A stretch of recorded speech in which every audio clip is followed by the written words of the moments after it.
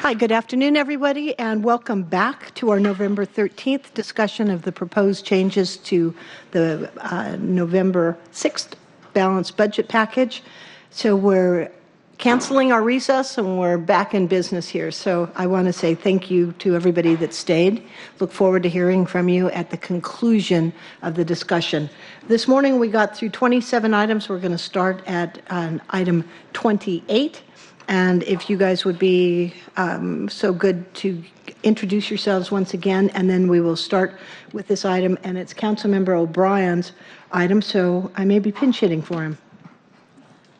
Lisa Kay, Central Staff. Calvin Chow, Central Staff. Greg Doss, Central Staff. Very good. Thank you. Calvin, is this yours? Sure. Item number 28 is Council Budget Action S.3B1. It would add $300,000 of general fund, the Transportation Network Company tax, and 1 FTE for S.DOT to support implementation of the Transportation Equity Agenda. It would do this by cutting $300,000 of finance general reserves.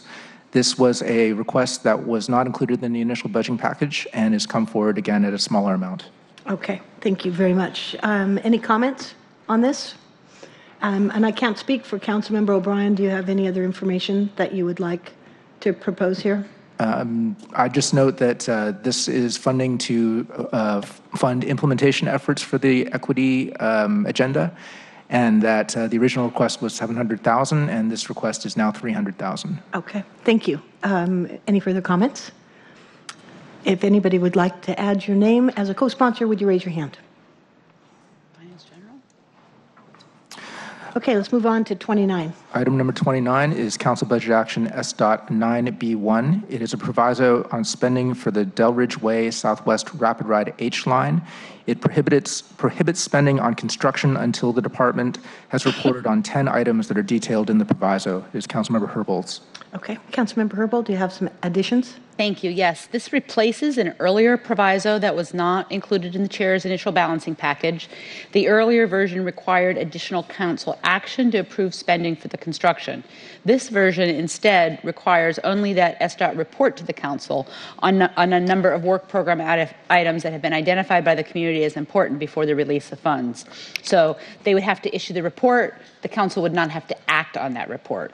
The issues identified by the community that are important for inclusion in this report are outreach and engagement for businesses that might be affected by the project, and the role of the Office of Economic Development to address potential impacts along Delridge, pedestrian access and crossings at bus stops, decisions regarding 24/7 bus lanes and parking removal, and implementation of the bicycle master plan as part of these projects, and finally a consideration of a traffic diverter on 26th Ave Southwest.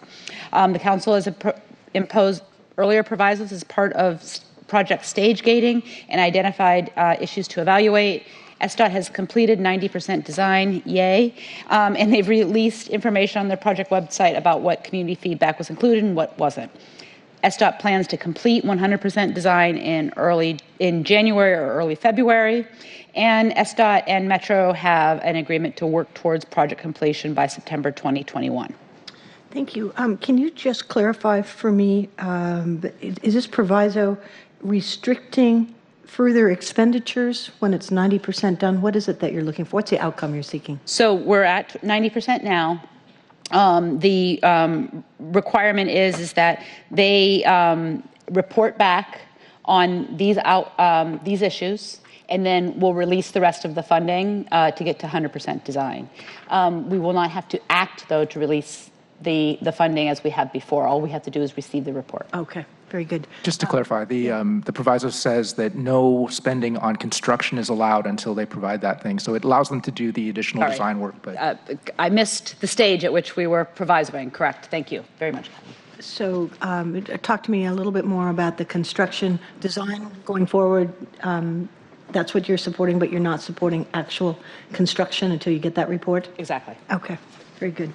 Anybody like to add any more information on this? I would. Please. Yeah, okay. Working with Councilmember Herbold's office and SDOT, we are planning to have a presentation on this project in our committee on December 3rd. And so that's, a little less than a month away, but it's possible that they have enough information as soon as that to address this. And so, but we'll see how that plays out. Okay. Very good. And should they have enough information? Do we pull the proviso at that point? What would your They expectation will be? have fulfilled the proviso at that point. Yeah, yeah, and it will be, that will be after we pass the budget, almost certainly. So, I mean, the meeting will definitely be after we pass the budget, so. they'll get So it. your expectation is if you get that information on December 3rd, they will have fulfilled the elements of your proviso and not needing to go forward further. Okay, very good. Those who want to add your name as a co-sponsor to this, raise your hand. Okay. Oh, and by the way, I'd had a request from the audience. If you will tell me how many people raise their hands, because I can't always see them. So in this case, it was 4. I could see those. And so in the future, if you will just say that there are 4 new co-sponsors, or Certainly. thank you. Okay, very good. Let's move on to 30. Yeah, we'll Item read that one. 30 is a statement of legislative intent, SDOT 15A1. It requests that SDOT develop a plan to make all public transit in Seattle free to ride. This was Councilmember Swantz. Okay, Councilmember O'Brien, did you want to speak to this? I do. I have some talking points. One of the proposals in the Green New Deal resolution passed by Council is calling for a massive expansion of public transit and making it free for all to use. This slide asks SDOT to make recommendations for how to make all transit in Seattle free for all to use. Options include requiring employers to supply Orca cards, taxing big business to fund Orca cards for all, or coming to an intergovernmental agreement to make Seattle a ride-free zone. So I will raise my hand in support of this. Okay, any further comments? Those in favor of adding your name, raise your hand. 3, Councilmember. Okay, thank you. All right, next item is 31. Item 31 is a statement of legislative intent, SDOT 19B1. It's a request that SDOT report on an evaluation of Seattle's complete streets policy against national best practices and develop an alternative to level of service analysis. This is Councilmember O'Brien's. Okay. Colleagues, I'm working with Councilmember Pacheco to actually combine some of the language that he was hoping to put in a separate slide around level of service. And so the one you have posted to the agenda is a work in process, I'll say, and we're hoping to bring in some of his language too, essentially to get a comprehensive report back on how the streets are working for everybody in our city. Okay. So on national best practices, or what is it called, NATCO, National Association of Transportation? Yeah, I think it would look at that for sure, but also just look at other model cities or peer cities on what they're doing and seeing how Seattle stacks up. I think what we find is places like NATCO standards actually evolve over time as certain jurisdictions pick up those policies, and so we'll be looking at a variety of things. Okay. They will be looking at a variety of things. That's my hope. Okay. So this... Calvin maybe had some more too. I don't know. All right.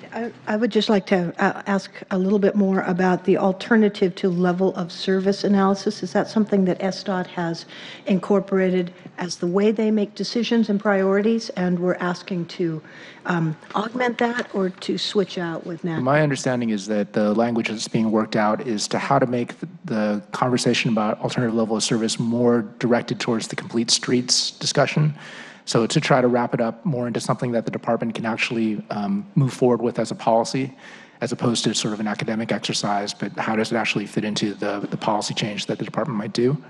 I'd also just note that the slide does speak to a specific best practices identified by Smart Growth America and the National Complete Streets Coalition. So there is a specific call out to a set of practices that were highlighted by that national organization. Okay. Very good.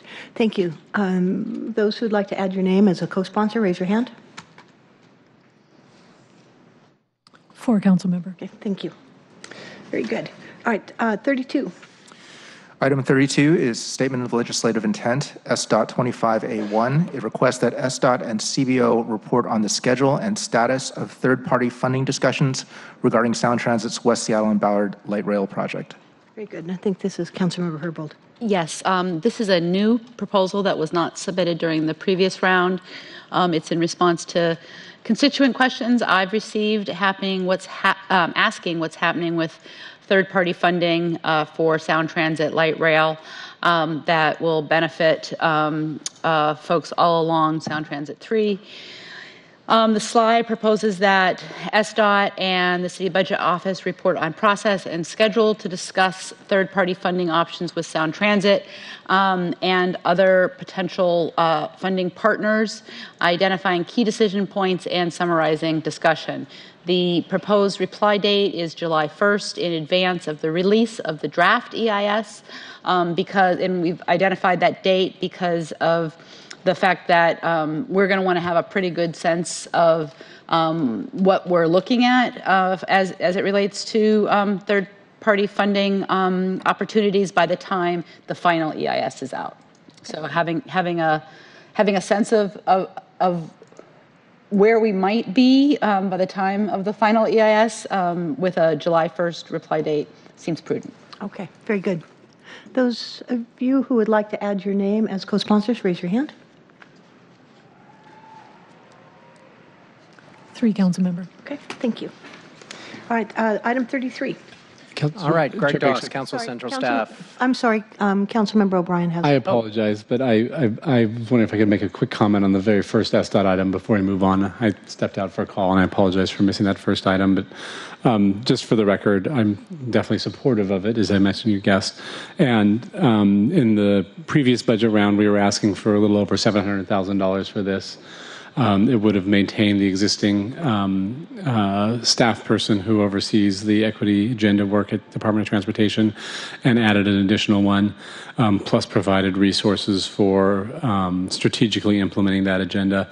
This reduced amount would merely keep the existing person whose position is slated to end in April of this year.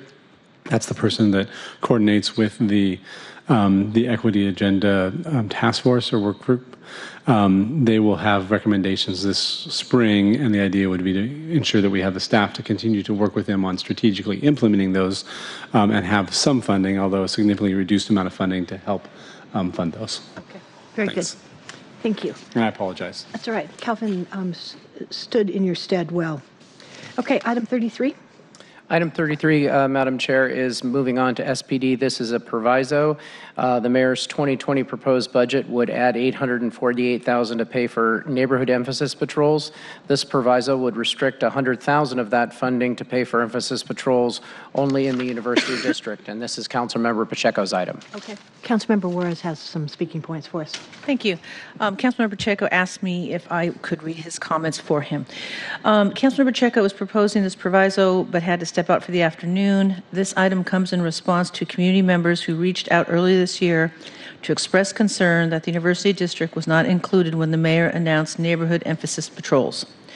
The U District has higher levels of both real and perceived crime than many of the neighborhoods that were included, and Councilmember Pacheco did not feel that the mayor's office ever articulated a clear reason for the selection of the neighborhoods. In addition to SPD involvement, the mayor has committed to increased SDOT, Department of Neighborhoods, and other city department involvement in these neighborhoods to complement the patrols. This action would proviso $100,000 of the $848,000 of emphasis patrol funding in the proposed budget to go specifically to patrols in the U District.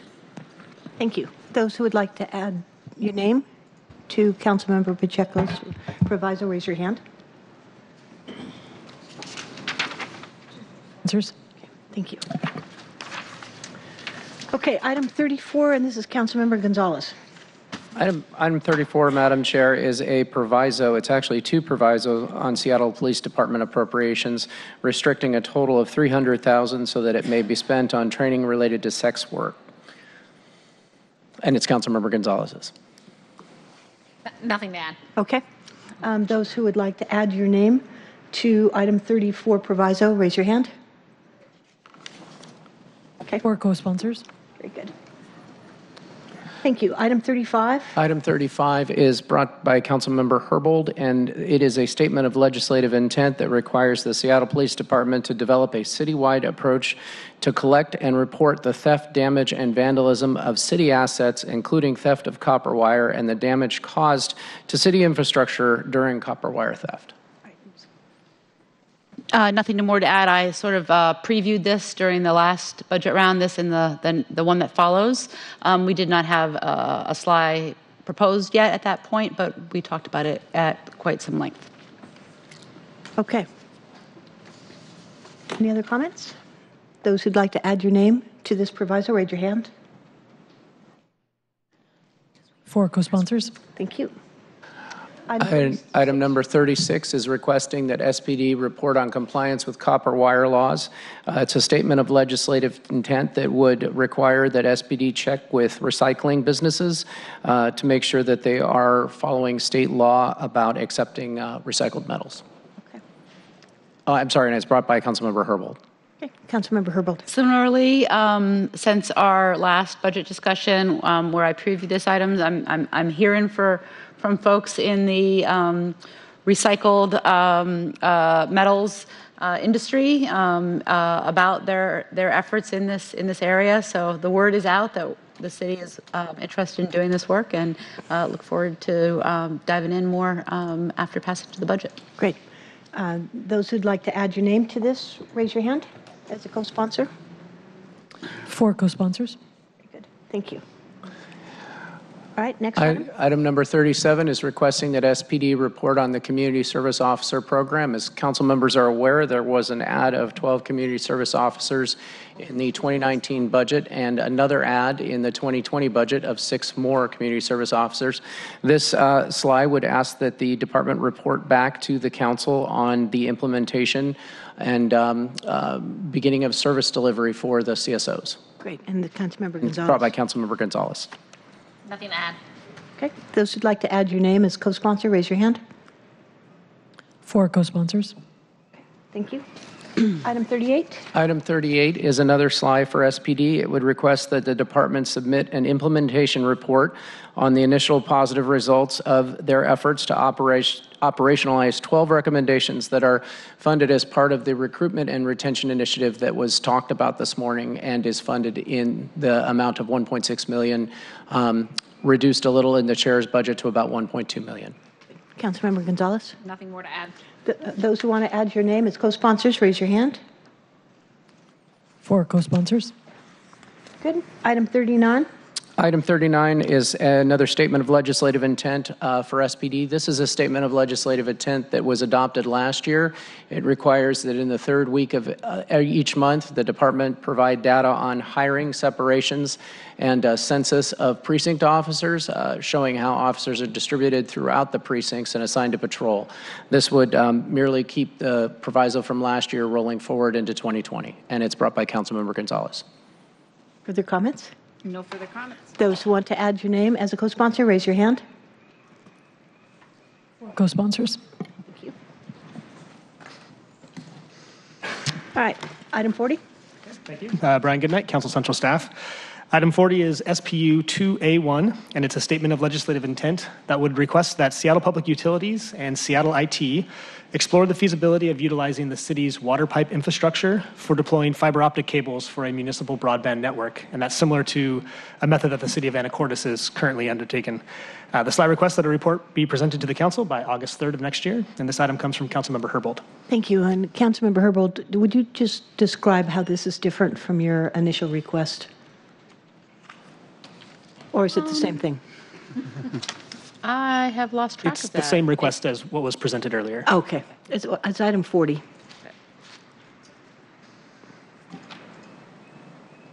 Nothing to add? Nothing to add. It's the same request. Okay, very good. Thank you. Thank you. Those who would like to add your name as a co-sponsor, raise your hand. 3 co-sponsors. Okay, thank you. Item 41. Thank you. Item 41 is SPU 4A1. This is a budget action that would add $179,712 in the SPU Drainage and Wastewater Fund to fund a pilot program that provides mobile pump-out services to recreational vehicles, or RVs. This would be funded by making an equivalent reduction in 2 ongoing drainage and wastewater fund accounts. It's estimated that the pilot program could provide 8 pump-out events per month, with each event consisting of a 4-hour period during which 5 to 8 RVs could be serviced. So in total, the pilot would service approximately 40 to 64 RVs per month. And then lastly, one nuance relative to SPU's other RV-related programs is that given that the funding source is the Drainage and Wastewater Fund, pump-out services would only be able to be provided in environmentally sensitive areas that are subject to the city's stormwater permit. And this item comes from Councilmember Councilmember Herbold. Thank you so much. So Many of you may have read the piece authored by Aaron Goodman and Mike Stewart from the Soto and Ballard BIAs respectively. They wrote an article that was published in the Times in late October that talked about possible waterway contamination that RV dumping poses. And we know from information that we've recently received that the issue does actually pose a very serious threat to the environmental remediation gains that Seattle Public Utilities has been making. The utility has spent over $66 million over the last 10 years on reducing the harmful effects of stormwater runoff and protecting our waterways.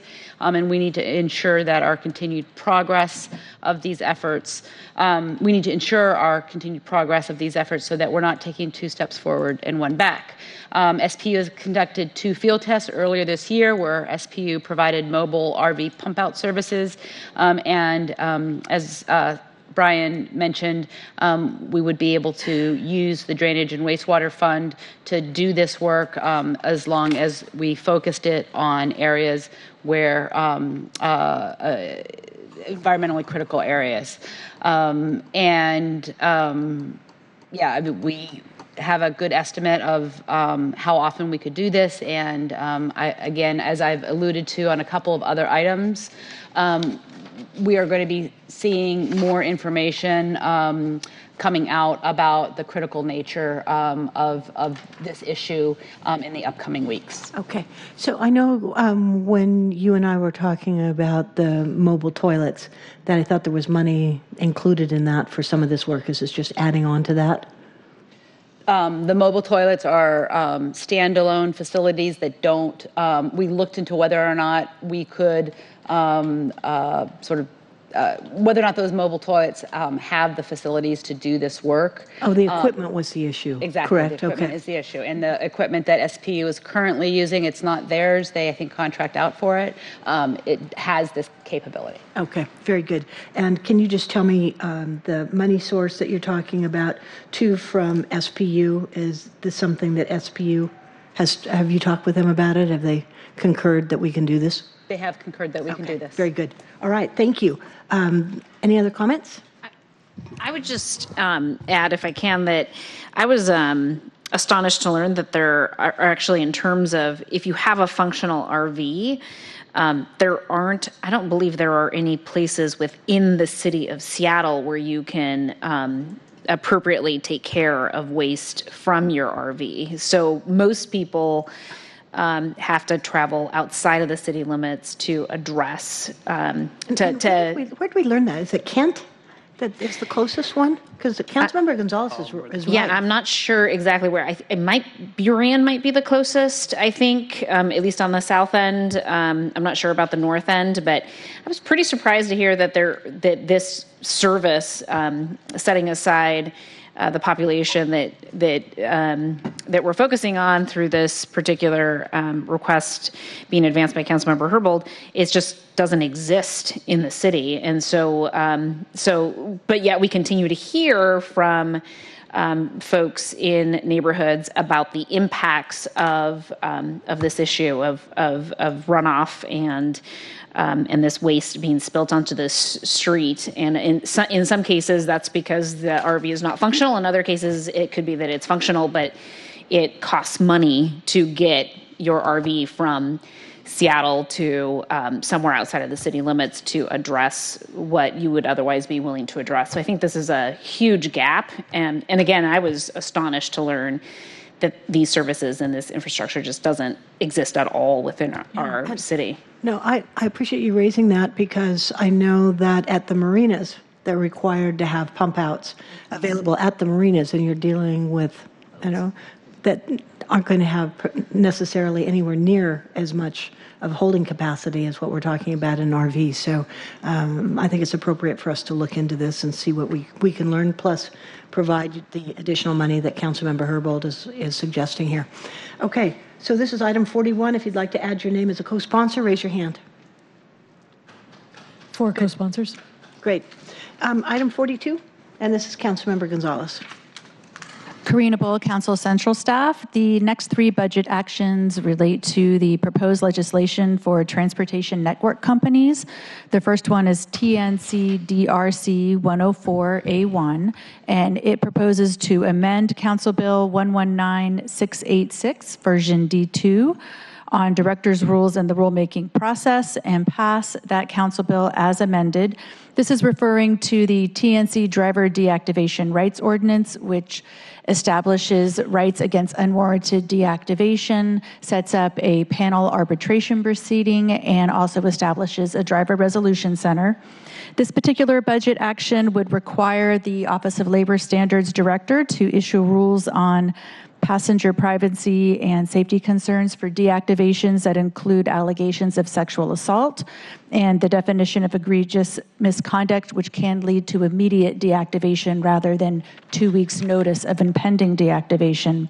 And the amendment also would require the director to include representatives of local sexual assault organizations in the rulemaking process. Okay, very good. Councilmember Herbold, do you want to speak? No, it's mine. Oh, sorry. Yep, Councilmember Gonzalez. That's all right. This language was brought to us, and the concern was raised to us by the Coalition to End Gender-Based Violence and the King County Sexual Assault Resource Center. They have pointed out that there are a number of deactivations that are related to accusations of sexual assault, and as a result, they feel that it would be appropriate, and I agree, for them to have a seat at the table during rulemaking, and to also ensure that the arbitration panel, as currently envisioned in the legislation, be prepared and trained to engage with victims from a trauma-informed perspective in the event that the deactivation is a result of an accusation of sexual assault. So this is doesn't modify the taxation model, doesn't modify how dollars are spent, but does require a greater degree of inclusivity in terms of stakeholders who may be making otherwise legitimate allegations pending the arbitration proceeding. Okay, very good. Comments? If you'd like to add your name as a co-sponsor, raise your hand. 4 co-sponsors. Thank you. Good. Item 43 and 44, we are on the home stretch. Councilmember Herbold, I think you've got the last two. Okay. Item 43 on the agenda is Council Budget Action TNC SPN 106C1, which would substitute Resolution 31914, version D3B, for version D1D, and adopt the resolution as amended. Very briefly, as you recall, the Chair's balancing package includes Council Budget Action TNC SPN 106B1, which would substitute version D3 of the resolution and adopt the resolution. That substitute includes several changes, including a change to the list of specified transportation and transit investments that are eligible to be funded with TNC tax revenues. In the Chair's substitute version of the resolution, the following are included in the list of specified transportation and transit investments: this Center City Streetcar Connector, the purchase of transit service, additional support for Sound Transit West Seattle and Ballard Link extensions, and a transportation assistance voucher program. Councilmember Herbold is proposing Council Budget Action TNC SPN 106C1, which would substitute a different version of the resolution. The CM Herbold's version makes all of the same changes and maintains the list of specified transportation investments, but changes the purchase of transit service to the purchase of King County Metro bus service, and all other eligible uses remain the same. Very good. Thank you, Amy. Councilmember Herbold? Nothing to add. Thank you. All right. Any other comments? Okay. If you'd like to add your name as a co-sponsor, please raise your hand. 1 co-sponsor. Just to clarify, it doesn't cut anything. It just adds King County Metro to the other transit options. All right, moving on to the next item. All right. Agenda item 44 is CBA TNC Tax 103C1, which substitutes version D4B of Council Bill 119684 and passes the Council Bill. As we just discussed, this makes a similar change to the legislation which implements the TNC tax, and it simply changes the purchase of transit service to the purchase of King County Metro bus service as an eligible use for the TNC tax revenues. Okay, very good. Councilmember Herbold, do you want to add anything? Nothing to add. All right. If you want to add your name as a co-sponsor, please raise your hand. 2 co-sponsors. Okay, thank you. All right, well, congratulations, team. We've gotten to the end of all 44 items, and we're going to resume public comment. And so I'm going to ask, I don't think that you were here this morning, but we'll have 1 minute each. And then if there's groups that are speaking together, not bunching up and coming up as groups multiple times, we can make a decision about that time. Okay, so I'm going to go back to the first pages this morning because there were a number of people here who'd signed up but then left, not realizing we were going to give time. So I'm going to invite Charlie and Debbie and Colleen, if you are here, that you have the opportunity to speak. Thank you for coming back. Hi. Yeah, I'm sorry I missed it this morning, but thanks for having me back.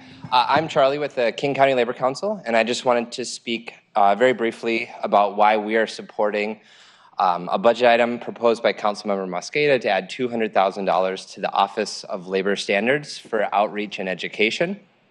We think this is really, really important because part of what makes Seattle such an incredible place to live and work is our great labor standards, some of the best in the country. But those standards are only as good as we are able to enforce them. And this money, we believe, would go so far in helping educate workers so that they know their rights on the job.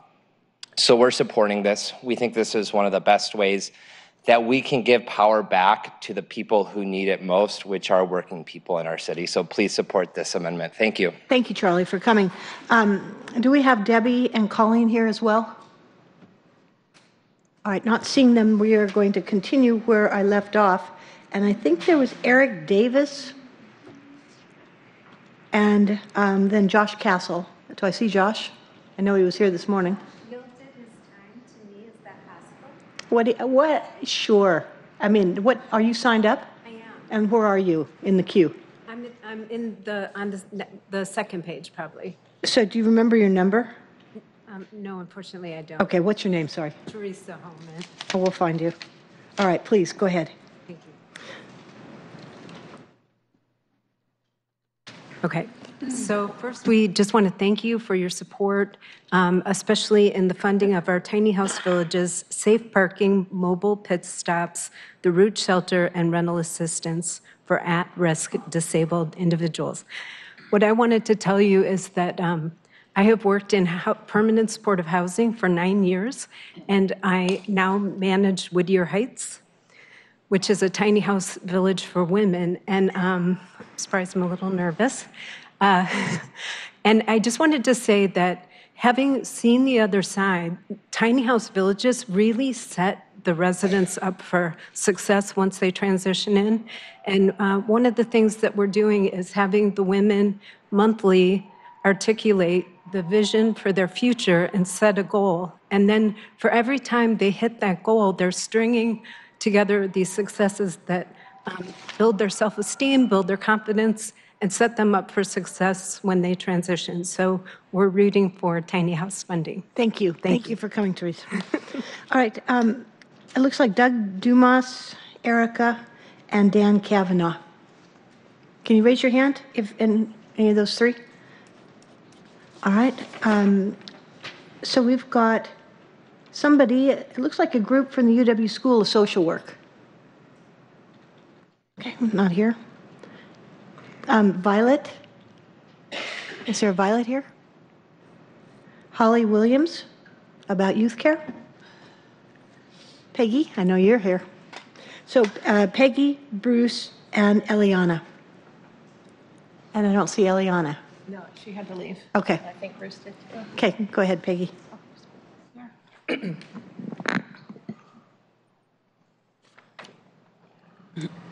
Good afternoon, council members. My name is Peggy Holtz. Seattle needs many more tiny house villages to meet the need for shelter, not just one or two. Please keep the proviso that will divert the money that was to be used to close Nicholsville North Lake into funding for tiny house villages. By the way, Nicholsville North Lake residents are keeping their village open this year, despite HSD's desire to close it on December 31st. Terrible and untrue things are being said about Nicholsville North Lake. Please meet with Nicholsville before the budget vote. You need to hear from the people affected.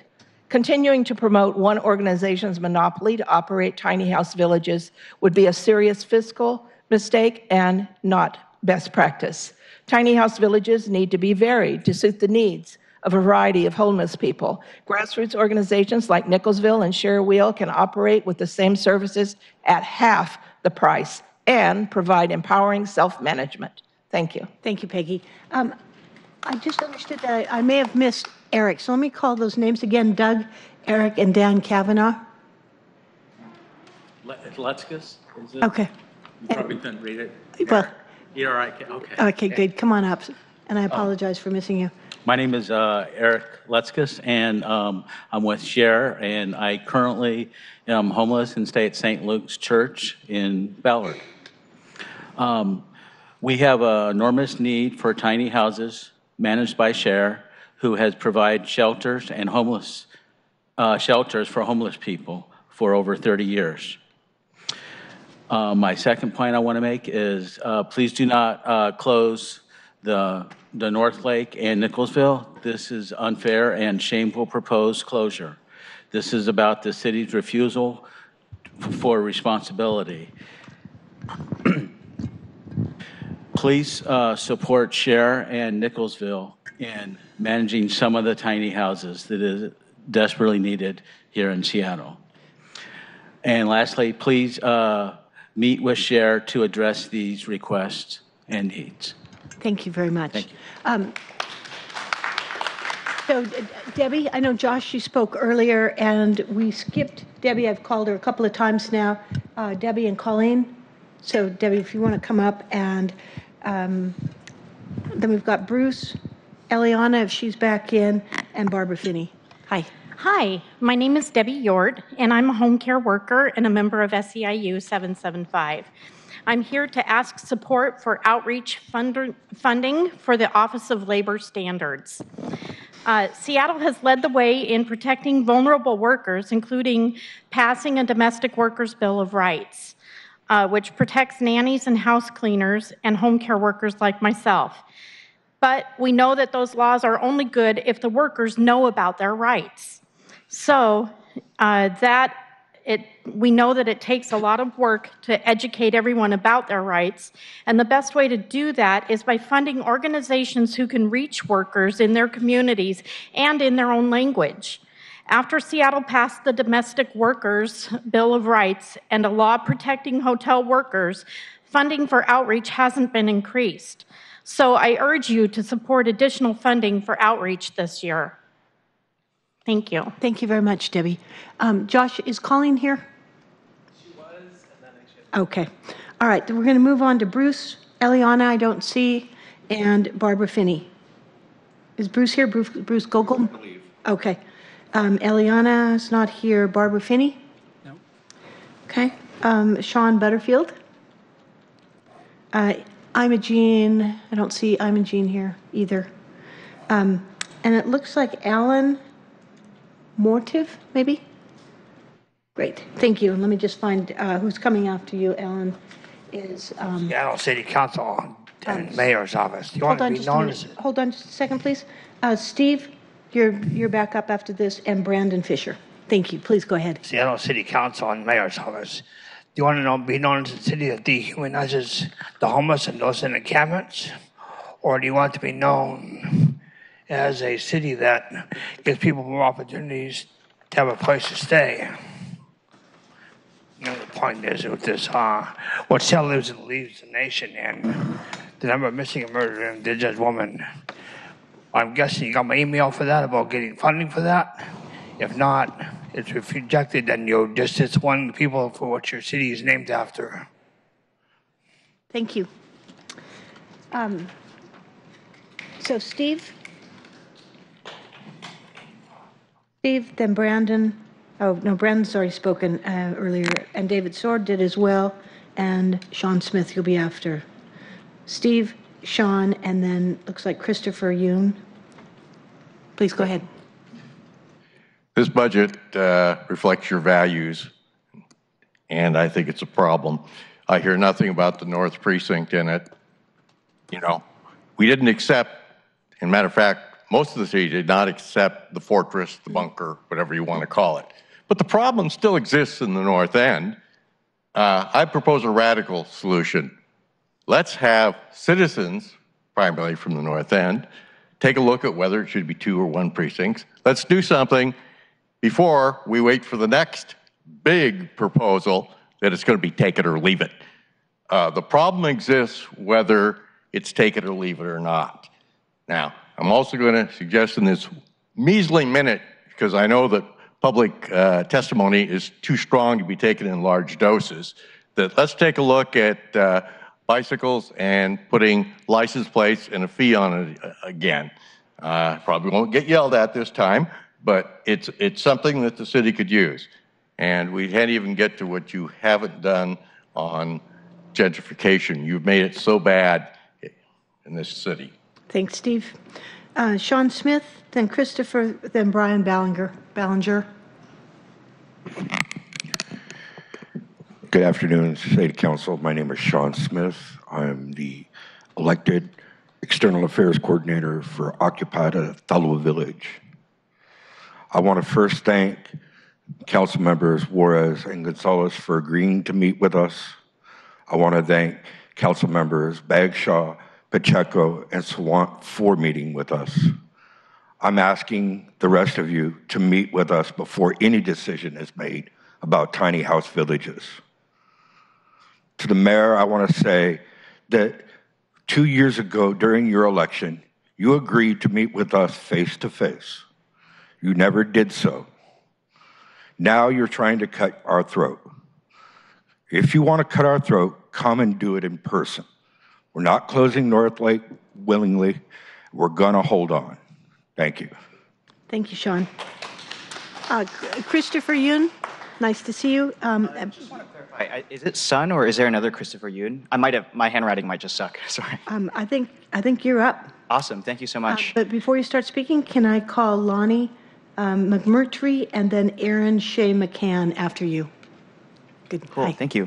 Hi, my name is Christopher Sun, and I'm a team member of Samaritan. I just wanted to answer some questions or concerns raised earlier about the use of beacons. So I initially wanted to address the concern that beacons create an added workload for case managers.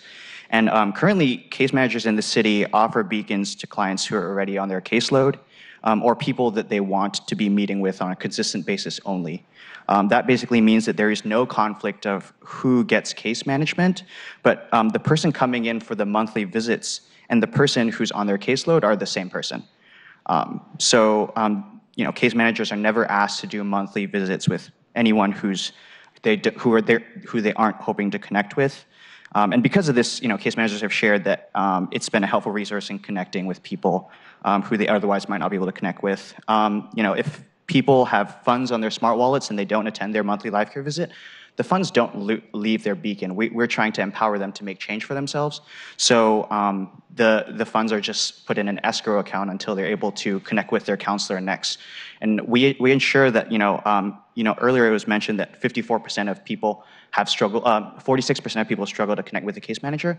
But actually that's 54% of people who want to attend their life care visits. Everyone who wants to attend their life care visits has the ability to do so. Christopher, I'm going to have to ask you to stop, but you're welcome, and I invite you to contact my office just so I've got more information. Perfect, yeah, thank you so much. Thank you. Brian, and then after Brian is Lonnie, McMurtry, and Aaron. Thank you, Sally. Thank you so much. Anyway, thank you for having me for again. Getting to be quite familiar here.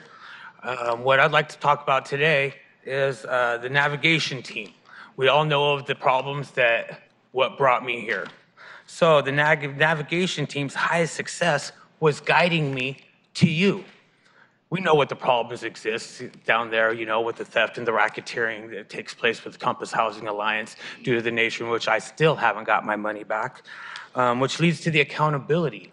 Here we have a nonprofit stealing my money, my pride, my dignity, and they don't want to give my money back. And, considering homelessness is $1 billion industry now and millions of dollars are being transferred, why do we not have any program that sends people out to where they have firsthand experience with those groups to report to you? We had a talk, you claim one thing, but you don't have it on paper to verify it. Because, if it's not on paper, it didn't happen, right? Right. And one more thing, as for to help you guys out with the copper recycling, you may want to think about adding mufflers to the list, because what I know is the valuable metals inside of that muffler is just as valuable, and it also more harmful to the environment. Thank you, Brian. At the recycling center, those things, it's zzz, and then the muffler's gone. Thank you. Anyway, thank you again. I sure look forward to being part of the solution instead of coming here and talking about the problem. Thank you. Thank you. Lonnie, Aaron, and Tiffany. Hi, Council. Lonnie McMurtry, currently a resident at Whittier Heights Tiny House. And I had to let you know what a door meant to me. My bare white door. When I arrived, I was tired, battered, and broken. There's so much more to this story that I'll leave unspoken. Once I stepped in, the rejuvenation began.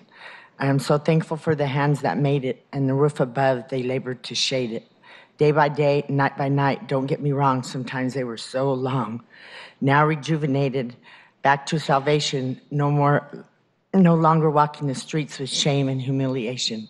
Today I'm a woman worth love, honor, trust, dignity, and respect. My bare white door turned into so much more. It's like a rainbow so bright, clean, and out of sight. I'm so thankful for my door. So soon I'll move on, and a new lady will come along. I know that bare white door will turn into so much more, a rainbow so bright, clean, and out of sight. Please fund more tiny houses. Thank you. Hey, Lonnie, have you published that anywhere? I said, have you published that anywhere? It should be published. No, but I'm doing an interview today with a phone interview with the lady from Sacramento, and I went to the gala, and the guy's going to put it on social media. Good. And stuff. Yeah. Great. Congratulations. Aaron, Tiffany, and then Claire Cantor.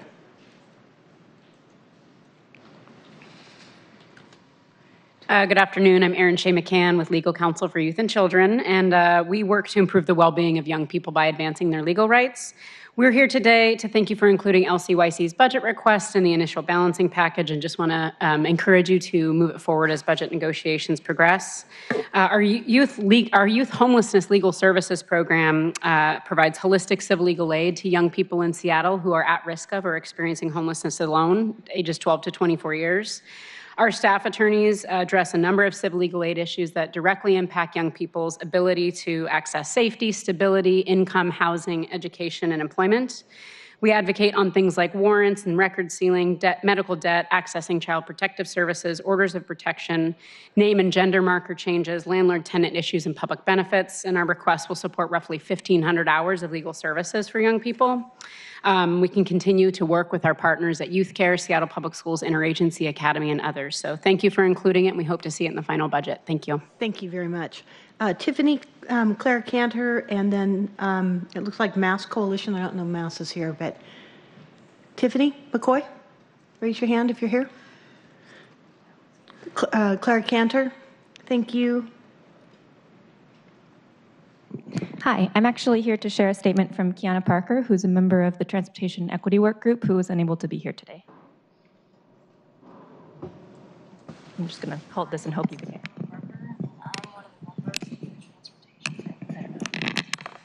I know the City Council has some very difficult decisions to make. Can you get the volume up? Passage of Initiative 976. But to refrain from supporting Councilmember O'Brien's request, support our I might just email that to you. Can you summarize it while you're here? I just want to say that, I hear all of you speak about equity on a regular basis, And I hear the mayor speak about equity, and I hear SDOT officials speaking about equity in public meetings and in engagement opportunities all around the city.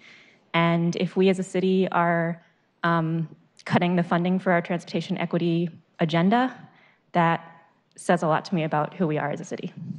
Thank you. Thank you. Is Mass Coalition here or representative? Addition. Making it smaller there. Great. Thank you. Hi. Take a minute if that's okay. They can each take a minute. I'm sorry, what'd you say? They each take a minute. Oh, yeah. As a Go ahead. Hi, thank you, council members. I'm Brittany Bush-Boley with the Sierra Club, and I'm here as part of the Mass Coalition today. I want to thank you first for all of the wonderful transportation work that you are doing and including in the budget. Right now, I very specifically want to speak about item number 28, which is the funding to continue the transportation equity agenda implementation. And I just want to say that I cannot possibly imagine that the absence of council members indicates an absence of support for this. Not when we know that people of color are more likely to be transit dependent. We know that people with disabilities are more likely to be transit dependent. We know that people in low-income jobs are getting progressively pushed further and further away from their workplaces. This work is not done. You've heard time and time again that a budget is a moral document. You've heard it because it's true. We must fund our values, and it's critically important that this continues to be funded. Thank you. Thank you, Brittany. What she said. And I'm Alice Lockhart from Mass Coalition and also 350 Seattle to say heck yes to the climate and equity friendly SDOT SLIs submitted by Councilmember O'Brien, particularly SLI SDOT 19B1, which mandates that's the level of service one, which mandates a reevaluation of how SDOT applies the complete streets policy to projects. It shifts from car-centric traffic engineering toward the city's core transportation values of equity, safety, walkable neighborhoods, and particularly reduction in greenhouse gas emissions. So I urge everyone to include it in the final package. And then a bit just from me and from 350, we say yes to cross-laminated timber, yes to tiny homes, yes to restorative justice, stop the sweeps, and stop the NAV teams who have done irreparable harm, as I have seen many times, to people in my neighborhood, in my local park, who lose their belongings when they're thrown away. It's not okay. Thank you. Thank you, Alice. I have two people left signed up, Lori Campbell and Jean Darcy. Thank you for being here and staying here. Is Lori Campbell here? Raise your hand. Oh, good. Please. Good afternoon, you people. Thank you for listening to us. The North Lake Tiny House Village is not closing this year. The Human Resources Department is misleading you about this. The great majority of the people at North Lake Tiny House Village will not leave until they have an opportunity to move into permanent, affordable housing. Thank you. Thank you, Lori. Jean Darcy? I'm Jean Darcy. Right off the bat, I want to say yay for mobile pump outs, yay for more tiny house villages, and no on monopolies of management of those tiny house villages. We need variety. I spent the last 8 years as a citizen volunteer, unpaid, with limited resources, trying to keep people out of harm's way who are living in a vehicle. We've been marginally successful at that, but not really. There have been no meaningful outreach to vehicle residents during that period, to my knowledge, and I don't consider SPU cleanups to be outreach. I call them sweeps, and they do great damage. There are limits to what outreach there is. Reach and lead only work with those who are drug addicted or have mental health issues. I talk to a lot of people who don't have any of those things. They are not getting helped. And there's a man that I was working with just recently that is in that situation. So please, more resources for vehicle outreach. Great. Thank you, Jean, and thanks for all your work. All right, so is there somebody who signed up that I missed? What's your name, sir? Judge Dumas, you didn't miss me. I didn't realize that the comment was started at 2 o'clock. Okay, come on back up. Thank you. Thank you. I'm Doug Dumas. I'm a Teamster 174 representative. I'm here to ask for your support in items 6, 17, and 19, the OED requests. If Shama Sawant pointed out today, the absolute and utter contempt that this mayor and her department heads hold us in, the labor unions, that were excluded from, disinvited into, kicked out of the retreat that was held today at the Xanadu, that is the Arts and Culture office at King Street Station. We have been trying and trying and trying to communicate and converse with them, and this is exactly why we came to the council to begin with. If there's no clearer demonstration of the contempt and disdain they hold us in, then they're kicking us out of their retreat because of a piece of paper, because of something that we wrote, because we can't communicate with them.